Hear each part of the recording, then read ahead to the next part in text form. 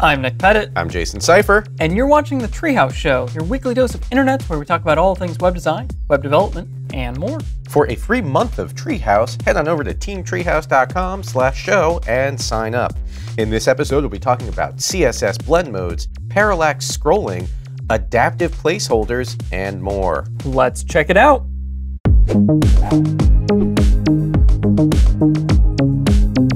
First up is a blog post on the Opera developer blog about using CSS blend modes. It's called Getting to Know CSS Blend Modes. Now, if you're familiar with something like Adobe Photoshop, Pixelmator, or GIMP, you might be familiar with blend modes already. It's basically a way of combining two different images, and it's pretty much the algorithm that determines how they are put together. Now, this is already a W3C specification, compositing and blending level 1, and it's still in draft form, so it's a little ways off from actually being supported in all the popular browsers, but you can still start to play with it in CSS right now. Now, I'll let you look at the article on your own and check out the code, but I want you to look at some of the blend modes. So here's what two images blended together looks like. Normally, you can multiply things, screen things, overlay, darken, lighten, color dodge, and so much more. There's some pretty cool ones in here. And that's pretty much it. There's a couple of other properties to learn about, such as mix blend mode and isolation. Do you see that there's one called color burn? There is. Do you think CSS selectors are like, ooh, you got color burned? As I said, browser support is not that great yet. It works in Chromium-based browsers. It works in Firefox, but it doesn't have the isolation property just yet. I feel like I have the isolation property after that last joke. And that's pretty much all I have to say about it. Jason, what's next? Next up, we have a project called Stellar.js. This is a jQuery plugin for parallax scrolling, saying, quote, parallax has never been easier. Now, parallax scrolling is when the background of an object is moving. You can see an example right here. Oh, wow, look at that. See that? All these elements are just kind of going crazy and scrolling around the page. Is this a web page or space? It's just a web page, guys. Don't freak out. Anyway, this is a plugin for parallax scrolling, and it makes it extremely easy to use. All you do is initialize jQuery on the object. It could be either the window or a div, and then you call the Stellar method. They have a couple other demos in here. You can do parallax backgrounds, which is actually really cool. These are a bunch of divs with different background images, one for each season. Wait, autumn? Is that a season? Time is going by so quickly. It really is. Well, and slowly at the same time, depending on where you pick up this episode. So anyway, that's a demo of backgrounds. It also works on iOS using scrollability. I can't show you that because I am not using iOS. I am using a desktop browser. Anyway, the documentation is pretty good. You give it a data stellar ratio. You can use either data attributes, or you can actually use jQuery options and different offsets. You can configure scroll positioning, just a ton of different stuff, you know, whatever properties you want to use as well. Anyway, really cool project, makes parallax scrolling very, very easy. Make sure you check that out. Very cool stuff. Well, next up is a blog post called Adaptive Placeholders. Now, if you've ever worked with forms before, which if you've made an HTML web page, you've probably created a form, you might be familiar with the alternate and the placeholder attributes on labels.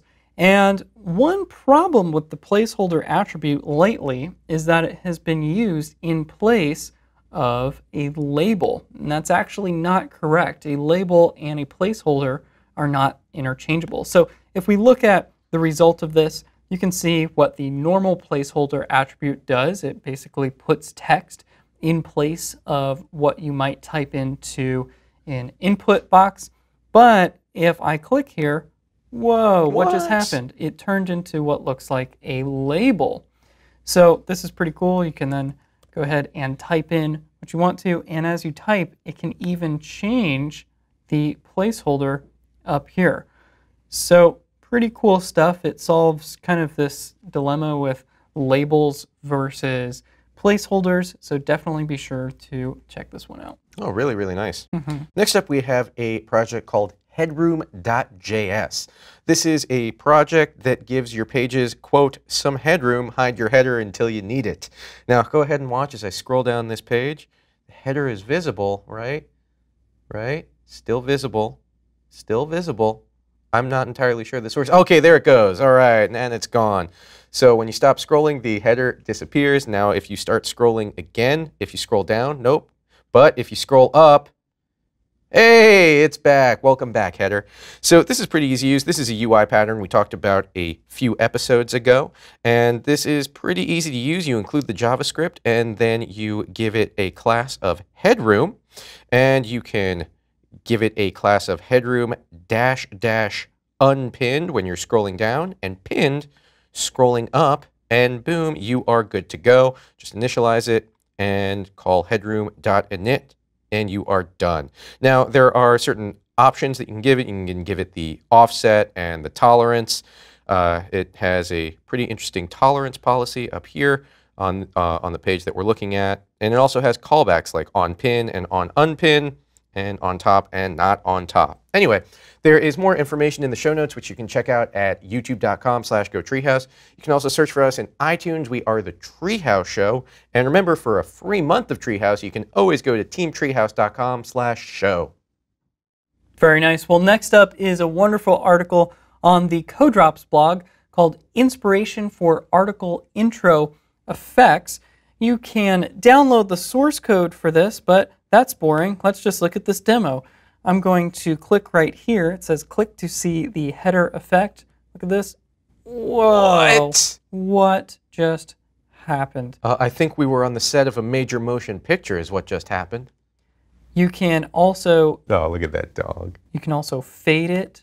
Dog's adorable. There's a sliced effect. Wow, look at that. Wow. You can move the image over to the side. So pretty incredible stuff. Really great ideas for how to present different types of articles. Let's see, a couple more there. Whoa, fixed side. You can do a grid.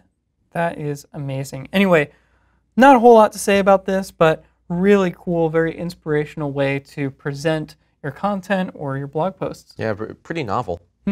Next up, we have a project called Proxy.app.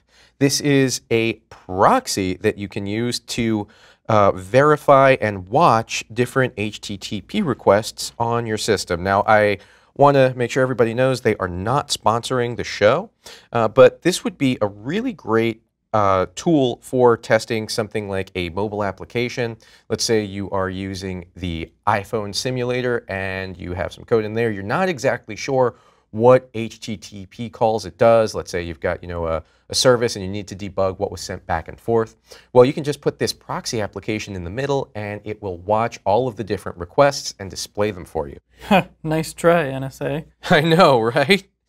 So anyway, this is Mac OS X native. Like I said, they are not sponsoring the show. I just thought this was a really cool application. And as you can see, the different GET requests are in here. It tells you if it's a GET, POST, whatever it is.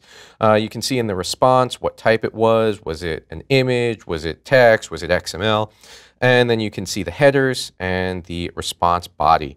These types of applications are just extremely useful and can get you out of some really interesting situations and complications that go along with debugging mobile applications, especially in the simulator.